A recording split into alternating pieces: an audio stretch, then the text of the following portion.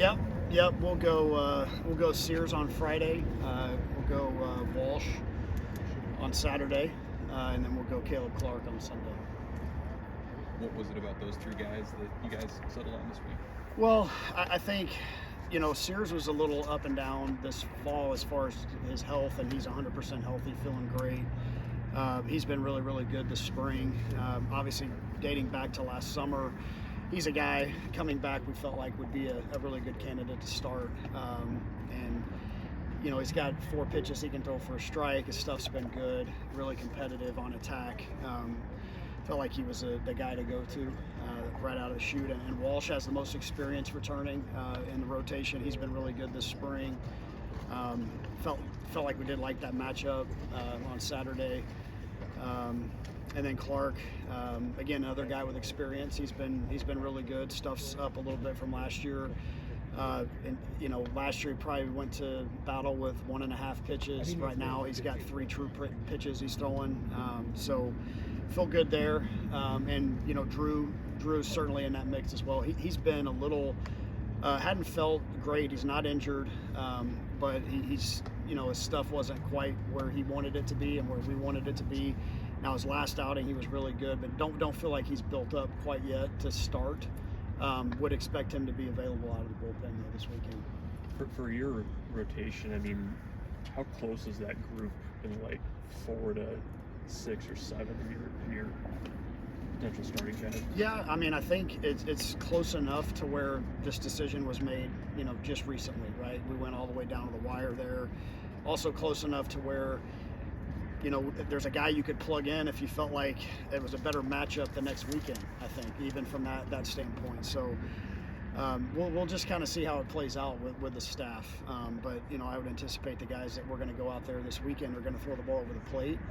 And that's going to be the biggest key, is just navigating the game, controlling the running game, fielding your position, and then throwing in strikes to get us to the pen. Because just on paper, I think the pen is probably the strength of the pitching staff. Who are some of the guys you want to go to early and often out of the bullpen? Yeah, I think there's some young guys in there. I think Timmerman is a guy that's going to get the ball pretty quickly. He's probably been the most dominant arm we've had this spring, and if we have the luxury of keeping him in the pen, that would be great, bringing him along as a freshman and his mentality that he brings. He's on attack. I mean, he's growling out there at you, and so we'd like to be able to keep him in that role. You've got Tyner Horns, another freshman. I think you're going to see probably pretty early out of the bullpen.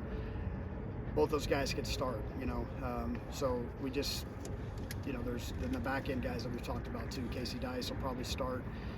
If we started tomorrow, he's going to close for us, so you got Borst, you got Perry, you got Lance Sanders, you got Kyle Freilich, a lot of those guys that have saved games before as well. So like I said, if we can get off to a good start, avoid the crooked numbers early, we've got some guys we feel like that we can kind of hand it off to that have fulfilled those roles at this level.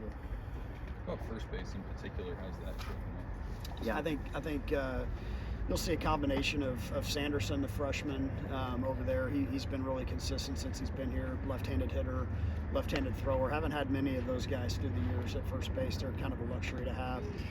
Tyler Stone is another. I think you'll probably see both those guys in the lineup more often than not. 2 left-handed hitters. And Stone in particular has been pretty impressive. He's a guy that moves around really well for his size and does a nice job over there. How about the other corner at third base? Josh Overbeek has gotten the majority of the reps there. Switch hitter, physical, 6'2", 220 pounds, looks the part, vocal leader for us, even as a new guy.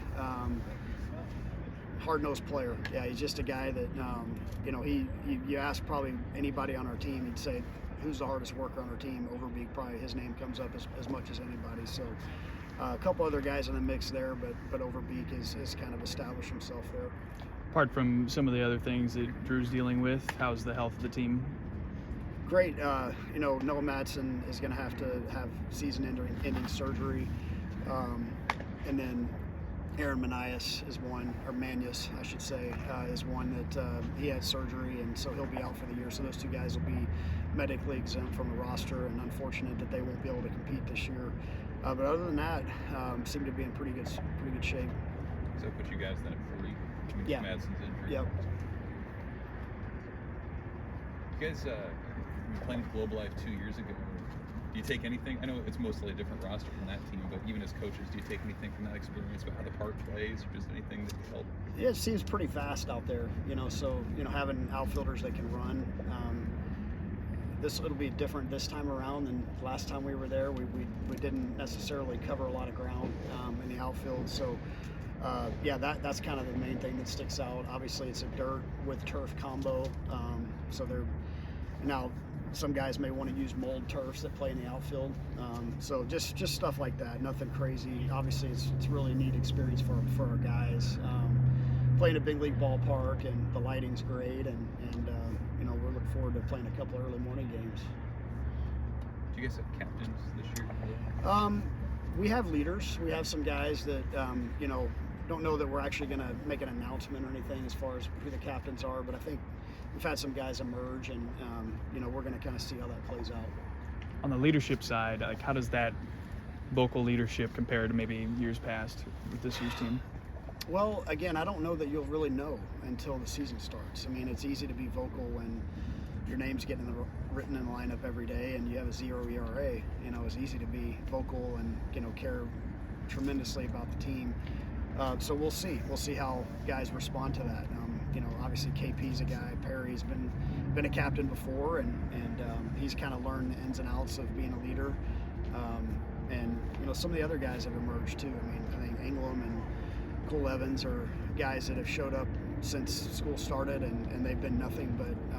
It reminds me a lot of kind of the veteran outfielders we had in 21. Acker, Haggy, Logan Foster, some of those guys who were Jackson Hallmark, who are just really, really sold out to the team. So I think we've got some really good leaders. I think whether we put a label on them or not, we'll see. I think I'd kind of keep it an open mind as far as how we're going to do that this year.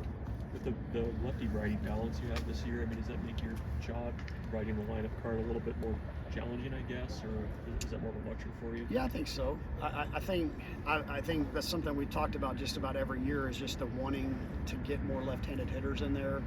I just think it makes such a big difference for a pitcher to have to take a look at two different, a righty and a lefty up and down the lineup, because they can't get in a groove and they can't start having the same sequences, and some right-handed pitchers don't like the space with a left-handed hitter up there, so they may miss, and it takes them a while to get it back. So, but you got to have quality. That's the thing. You can't just and I'm very rarely going to ever sacrifice defense, for offense. So you got to be really, really good with a bat to do that. So I think we've got some left-handed hitters this year. I think we'll probably start 4 or 5 of them on most days against righties. You've been together long enough that you have the cohesion that you'd like to see as a coach. So I'm sorry, say that again. Have they been together long enough that you'd like the cohesion? Yeah, I do. And again, I think these are all things that we can sit here and talk about before the season starts. Like, chemistry's great, cohesion's great, everybody's, I think it's great. But again, we'll see once we start playing real games, and then you'll get a real sense for how team-oriented everybody is. I feel great about it right now, I will admit. We have a lot of guys that kind of fit the mold of the type of player we're looking for in terms of mentality. They talk about winning a lot, which that's why else are we here?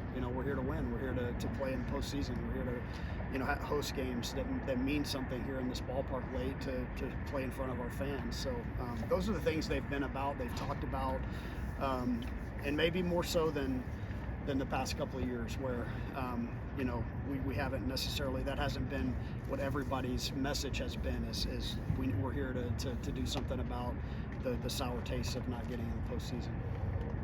How comfortable are you replacing the production of Max and Bryce? Well, I'm not real comfortable replacing 2 guys that have hit 40 home runs, but I said it earlier, like it's not going to be, we're not going to say, hey, okay, these 2 guys are gone, these 2 guys step up to replace them. It would be great to think that would happen, but there's a reason that those guys are some of the best in school history. It doesn't come around very often, so you're looking at more of a team-wide approach as to how are we going to replace that production. And again, are we going to hit 100 home runs? I don't really care as long as we score runs. We're going to have to find a way to get on base. I feel like we've got some high on base, low strikeout guys on this team. We've got a little more team speed.